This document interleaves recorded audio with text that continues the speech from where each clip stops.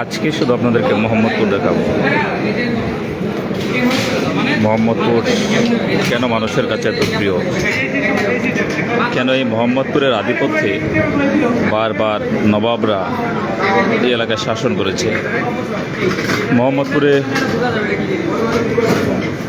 এক এক নবাবের নামে বিভিন্ন সড়ক রয়েছে। নবাব সলিমুল্লাহ খান, Salimullah road, Ghaznavi road, Sher Shah road, Taj Mahal road, Mohammadpur Navodaya housing, চাঁদ উদ্যান, নবীনগর হাউজিং, ঢাকা উদ্যান, শ্যামলী হাউজিং দ্বিতীয় প্রকল্প, মোহাম্মদপুর বাঁশবাড়ি এলাকা, রায়ের বাজার, মোহাম্মদপুর রায়ের বাজারে Nekab Khan road, Sadek Khan road, cancer গলি এবং মোহাম্মদপুরের 40 ফিট এলাকা, Bosila 40 feet, Bosila garden city, metro housing, Bosila developer city এবং শাহজালাল হাউজিং সহ মোহাম্মদপুরে বিভিন্ন নবাবরা এই নবাবী আধিপত্য ধরে রাখতে এই এলাকায়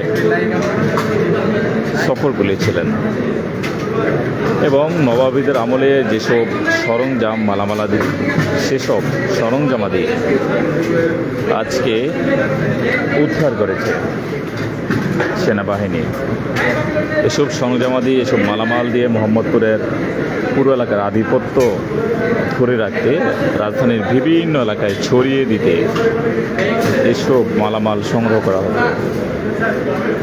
একটি মালামাল যেখানে চকচক করছে, মোহাম্মদপুরের তেলে আর চকচক করছে এবং একেবারে নতুন জিনিস। এই সাম্রাজ্য টিকে রাখতে নবাবরা বহুবার এসেছেন এই অঞ্চলে, এই সাম্রাজ্য ধরে রাখতে এখনও নবাবী হালে তারা বিভিন্ন সরঞ্জামাদি নিয়ে আসেন এবং এই সাম্রাজ্যকে ধরে রাখতে বিভিন্ন গ্রুপগুলো আধিপত্য বিস্তার করেন। মোহাম্মদপুর এই অঞ্চলটি একটি অঘোষিতভাবে একটি ভূখণ্ড বলা যেতে পারে, যে ভূখণ্ডের সাম্রাজ্য টিকে রাখতে হলে এসব মালামাল না হলে কখনো সে আধিপত্য, সে সাম্রাজ্য ধরে রাখতে পারবে না। এই সাম্রাজ্যের মালামালগুলো আপনারা বিভিন্ন ভিডিওতে দেখেছেন। বিভিন্ন ভিডিওতে আমরা যেসব দেশ জুড়ে আলোচনা তৈরি করেছিল সেসব ভিডিওতে আপনারা এসব মালামাল দেখেছিলেন এবং এগুলো দেখে আপনারা ভয়ে আতঙ্কে অনেকে এই সাম্রাজ্য ছেড়ে চলে গিয়েছেন। আসলে 19বিংশ শতাব্দীর আগে নবাবরা বিভিন্ন এলাকা দখল করার জন্য তারা যুদ্ধে লিপ্ত হতো। যেসব মালামালগুলো, যেসব সরঞ্জামাদি সেই যুদ্ধে তারা ব্যবহার করত, তার চেয়েও অত্যাধুনিক এসব সরঞ্জামাদি মোহাম্মদপুরের এই ভূখণ্ডে সেগুলো একেবারেই সচরাচর পাওয়া যায়। এই ভূখণ্ডে যারা আসবে তারা সব কিছু দিয়ে, সব কিছু রেখেই খালি হাতে চলে যেতে হয়। কেউ যদি সেই ভূখণ্ডে এসে কোনো কিছু দেওয়ার না দিয়ে তারা যদি কোনো বাদ বিতণ্ডায় জড়িয়ে পড়েন, তাহলে এইসব সরঞ্জামাদি দিয়ে সেসব মানুষকে আপ্যায়ন করা হয়। এই সাম্রাজ্যে অতিথি আসবে, তারা অতিথি এসে তাদের যত মালামাল আছে, তাদের যত কিছু আছে, পকেটে টাকা পয়সা, মোবাইল ফোন, সব কিছু তারা এই সাম্রাজ্যে দিয়ে যেতে হবে। অন্যথায় সাম্রাজ্যের এই আধিপত্যে তাদেরকে দিলে না দিলে তারা এখানে কোনোভাবেই টিকতে পারবে না।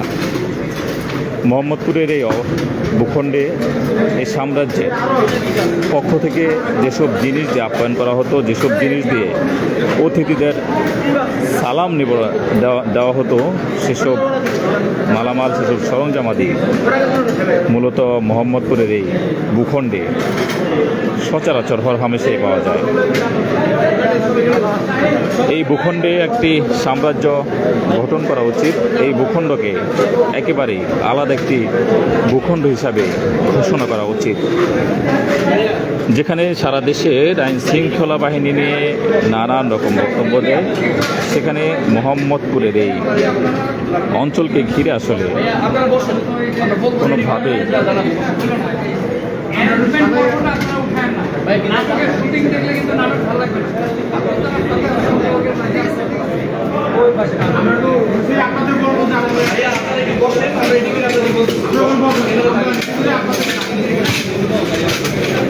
আমরা আবারও ফিরে আসবো আপনাদের কাছে সরাসরি দেখানোর জন্য।